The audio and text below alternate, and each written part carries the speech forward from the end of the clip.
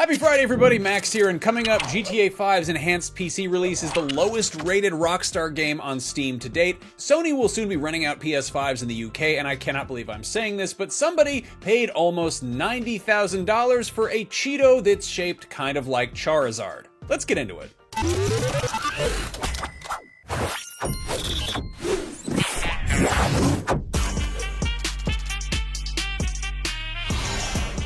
Grand Theft Auto 5 has been re-released so many times it can be easy to lose track, but earlier this week, a port of the 2022 PS5 and Xbox Series Enhanced Edition finally got released on PC. And even though Rockstar has had 3 years to iron things out, it's had a bit of a bumpy launch. So much so that it's currently the esteemed publisher's lowest rated game on Steam to date, with 51% of its 12,143 user reviews being positive, which is technically a mixed reception, but just barely, and it could very easily veer into negative territory, which would be kind of wild for such a beloved game. The second best-selling game of all time, no less. So what's the issue? The Enhanced Edition is a free upgrade for anybody who owns the base PC version, which is now called the Legacy Edition, but it's not just a patch, rather a whole separate program that has to be installed. So existing players have to migrate their progress and online profiles over, and that is where a lot of folks are running into problems. There have been numerous reports of player accounts being ineligible to migrate. Possible reasons include previous bans or suspensions, illegitimate earnings, or insufficient progress, which is presumably an effort to curb online cheating, but which also seems to be affecting non-offenders too.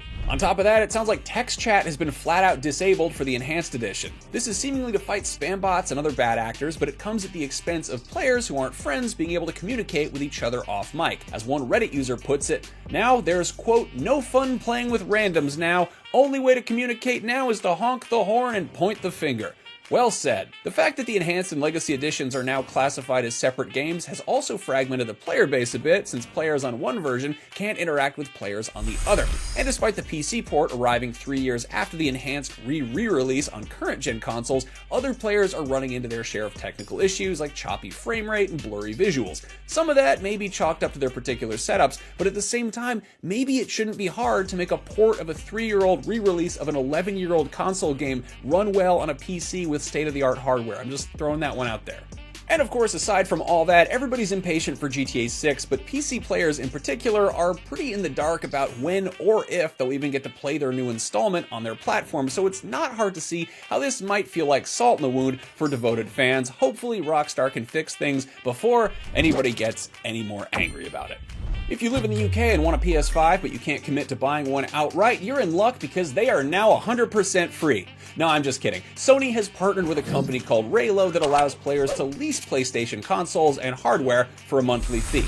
There's a rolling monthly option as well as 12, 24, and 36-month plans. The more you're willing to commit to, the lower the price per month, but also it's a rental, not an installment plan. Sony's site states, quote, you have the option to return, upgrade, or you may have the option to purchase the device at the end of your lease, subject to Raylo's discretion and pricing at that time. Something tells me they're not just going to hand it over as a way of saying thank you for being such a loyal customer though, so I don't know, take that with a grain of salt. There are bundles that include 1 or 2 wireless controllers as well as the PS5 Pro and PS5 Slim consoles just by themselves. There's also the option to rent a PlayStation Portal for remote play, a DualSense Edge controller if you want to feel like a real pro gamer, or a PSVR 2 headset if you want to feel like a cool cyber person from the future, or play that game where you climb stuff in Horizon. These types of payment plans are generally pretty predatory on folks who are cash broke, have bad credit, can't do math, or some combination thereof. I was about to say maybe if you treat this like renting games in the 90s, it could be an affordable solution for anybody who wants to play a few PS5 exclusives without shelling out for the whole console, but this isn't the 90s, so you can't easily rent games anymore, and even if you know a place that does game rentals or you borrow some physical games from a friend, the consoles available for rent from Raylo are all disc-free versions, which means you gotta buy games off of PSN or pay for a PlayStation Plus subscription, all for a console that you don't actually own. Pretty sneaky, Sony. Speaking of throwing money away, somebody bought a single Cheeto for $88,000. Now, it wasn't a regular Cheeto, mind you, it was a flamin' hot Cheeto. And also, it went viral recently because it's shaped like the silhouette of the Pokemon Charizard, which, yeah, you can see that, it definitely does.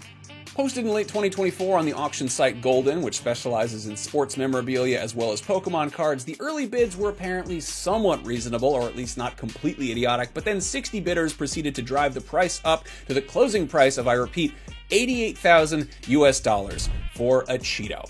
That's it. That's the story. This is, of course, by no means the dumbest thing anyone's paid too much money for, nor is it the dumbest food that kind of looks like something that someone's paid too much money for in an online auction. Way back in 2004, a woman made headlines for selling half of a grilled cheese sandwich on eBay that she realized looked kind of like the Virgin Mary after she took a single bite out of it. So I guess the moral of the story is watch what you eat, literally, to make sure you're not swallowing a fortune because you didn't realize you found a blue Taki that's shaped like Blastoise, or that your Oreo is shaped exactly like Voltorb, or that your ice cream cone bears a striking resemblance to Vanillite.